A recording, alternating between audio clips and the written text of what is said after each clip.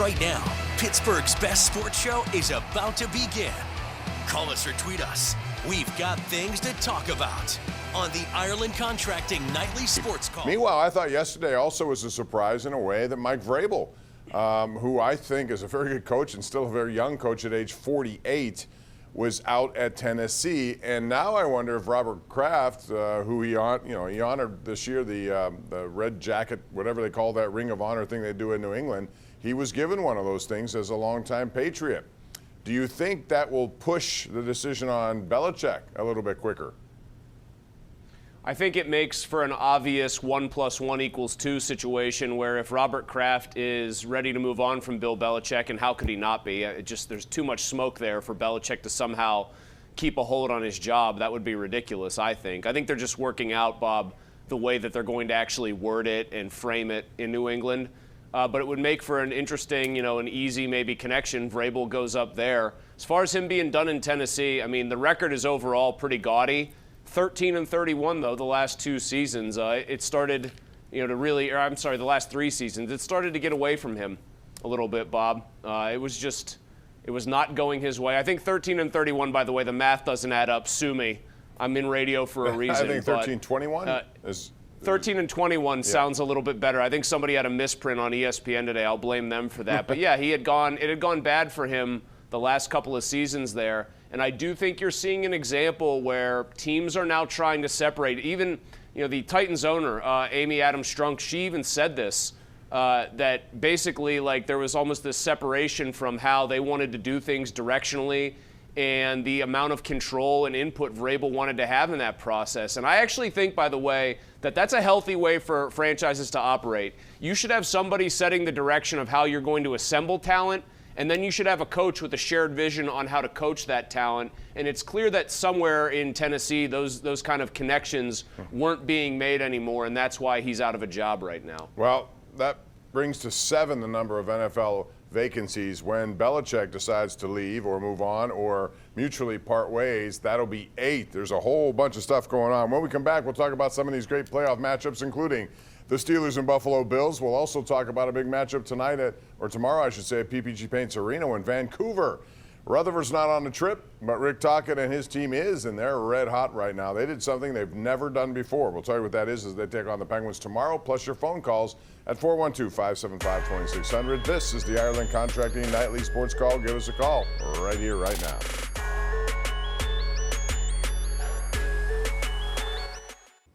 Our GMC Sierra tweet of the night is from Bleacher Report. As we told you, this was stunning news for a lot of people who follow college football to see Nick Saban walk away.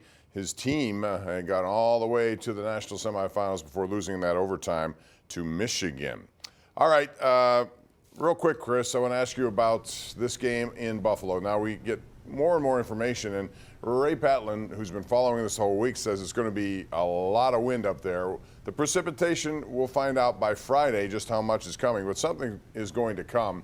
And I would imagine now this is going to be a very physical, win the line of scrimmage type of game.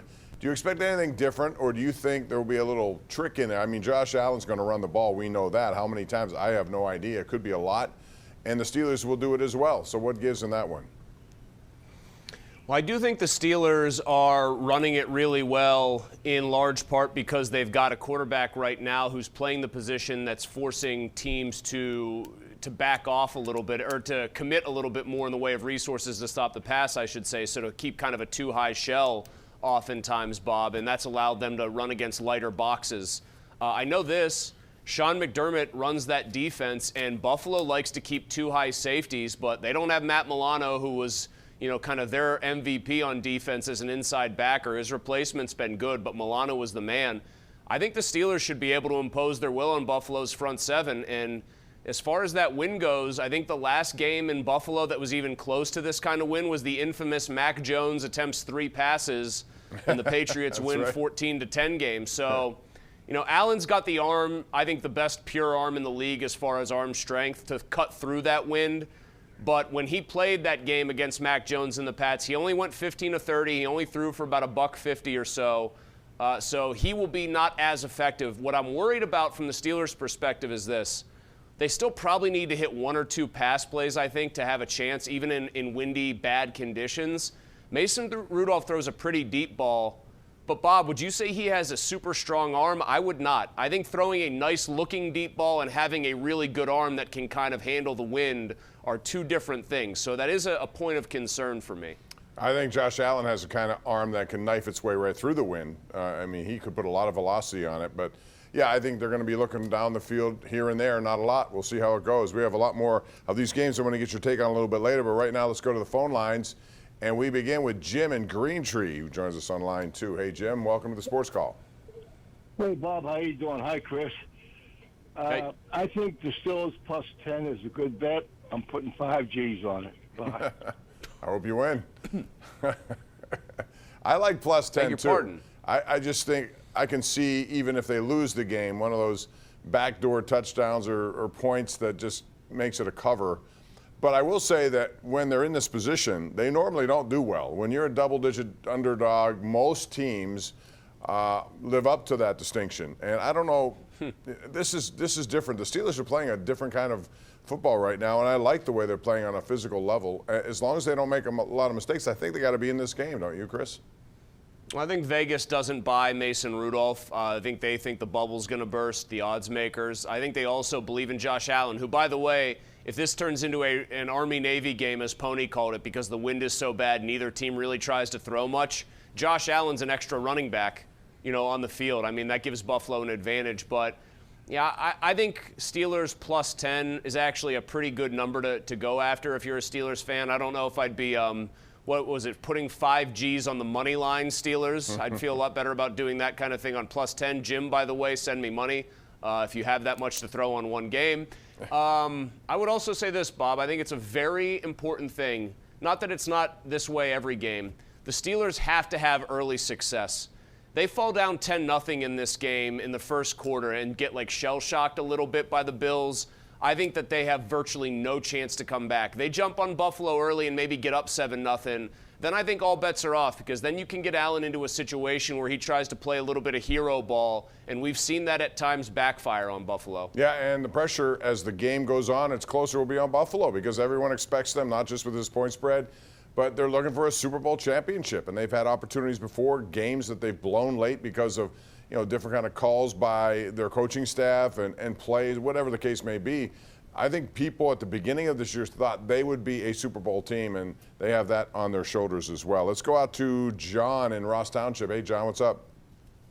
Hey, thanks, Bob, for taking my call and everything. Appreciate all that you're doing there, buddy. Thanks, buddy. Hey, first thing I want to bring up is that Mason Rudolph has really turned the team around since he's been playing and getting in there full time and everything. He's got a hell of an arm, and he's got, he's just really pulling the team together. Now, a little background, and I'm sure you know this because, you've been following the Steelers as long as I have, since 1960. 2005, we were like the 5th or 7th seed. We ended up winning that Sixth. Super Bowl. Isn't that Sixth amazing? seed, first 6th seed ever to do it, and they went on the road to do it, and they wore their white uniforms in the Super Bowl. Yeah, I mean, and it's happened before. After that, the Steelers were the first to do it. No 7 seed has ever won it, though. No. Has ever even won the wild card And that game. was my next point. The Dolphins went in as a big underdog. I think they were the 7th seed. Yeah, they were. Yeah. Last year with Skylar Thompson, they almost pulled it off. But the 2005 Steelers were an actual team nobody wanted to play. I think people are trying to talk themselves into that with this team. But that team was coming off an AFC title game loss. Everyone assumed Ben Roethlisberger would be better in year 2. He was. They really were. They were top 10 offensive scoring output, top 10 defense scoring-wise. That was a team no one wanted to play. Bob, I have a little stat for you, too. I don't come unprepared to this show. Mike Tomlin has been a 9.5-point or greater underdog, I believe it is, 7 times in his career. 6 of them are in the last 3 seasons, 2021 through now. That kind of makes sense. He is 1-6 outright in those games. The Tampa Bay game last year, the only win.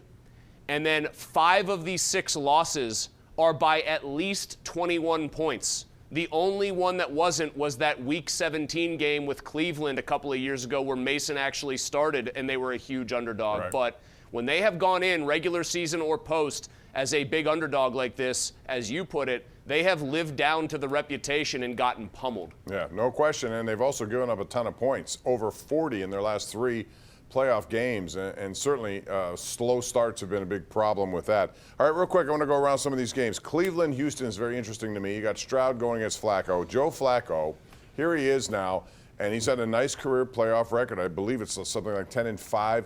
And he has 8 consecutive games in the postseason with at least 2 touchdowns. One more, he will tie the all-time record held by Aaron Rodgers. Can he do it on the road? Yes, I think he can. I think the best matchup in this game is a dominant Cleveland secondary against Stroud, who doesn't have all of his weapons, obviously, at his disposal. It's Nico Collins and then not a ton else. But Flacco, I'll tell you what, the big story you want to talk about in the AFC, if Joe Flacco can find a way to be as aggressive downfield as he has been and hit some of these plays and cut the turnovers back a little bit, I'm telling you, no one wants to hear this here. They are going to be an extremely difficult out if he's not turning the ball over. 7 of his 10 playoff wins have been on the road, too, so keep that in mind. Very interesting story for sure. 2 quick comments on these 2 games before I get back to the Lions.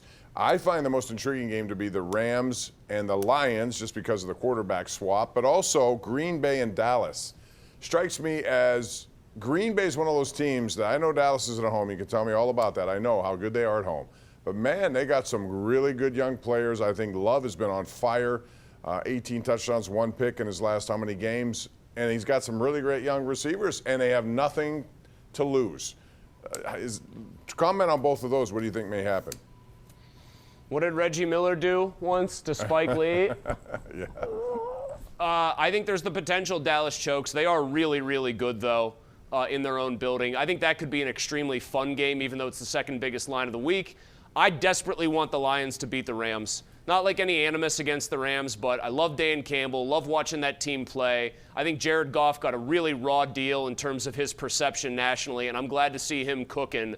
That guy is like second to Patrick Mahomes and Josh Allen in almost every major quarterbacking stat the last 2 years. I think he can go out there and tear up that Rams defense. I really do. All right, before we go to break, one quick thing about tomorrow's game, the Penguins and Canucks. I think it's a really intriguing game. Penguins have been hot, 9-3-1, I think, in their last 13 games, and they've made up some ground, although they haven't moved up the Eastern Conference ladder all that much. Vancouver's done something that they never did before. They've gone on the road and won the entire New York stretch. They beat the Devils, then they beat the Rangers, then they beat the Islanders. They're hot. They got, I think, I can make an argument, even though I would probably defer to Colorado, the best first line now that it's together in hockey with Pedersen along with Brock Besser, and they put JT Miller up there, and Rick Tocchet knows a lot about what he's doing. It should be a fascinating game.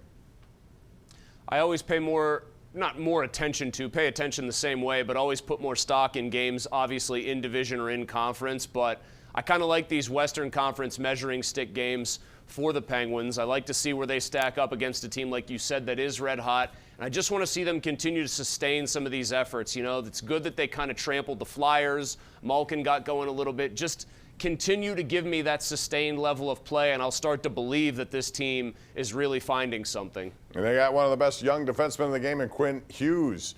All these Hughes kids, it's almost like the Sutters have back in the game, or the Stalls. They're all over the place, and this guy can play defense. One quick tweet before we go to break. Kevin Davis says, with Saban retiring, do you think Eli Holstein knew something last week when he transferred to Pitt? That's interesting. Good point. We got to take a break. More calls on the way right here on the Ireland Contracting Nightly Sports Call. I don't like this Peacock thing on Saturday night. I don't think NFL playoff games need to go in this direction. I think people are frustrated enough by this stuff. I understand why streaming is important to networks and what they're trying to do, but in these kinds of situations, that's one of the premier games, and I think a lot of people are not going to bother to pay or get involved when they don't have to. They'll wait for the highlights. What do you say about that? I feel like, the streaming companies should try to offer like a very small a la carte thing. Basically pay $1 and you can have it for one night to watch this game. Like 24 hours, you can have Peacock or whatever it is, pay $1. I think most people could live with that. But I do think that people should pump the brakes on being worried that this is going to take over sports viewing, because the more you try to put streaming stuff in and the more you try to make that a thing, we were talking to Mike Florio today, the more you start to get Congress's attention and maybe starting to be less friendly about the antitrust exemption that the NFL has and has used to great monetary effect. So I wouldn't worry about too many more games being put on streaming only like this. I think that's a great point. I think it's going to be a great game, by the way, too. And Kansas City may get what they need because Miami can't play on the road, especially in those type of temperatures. All right. Thanks very much, Chris, as usual. We'll see you again tomorrow night. And thank you for watching. We'll see you on KDKA News at 11 o'clock. Good night.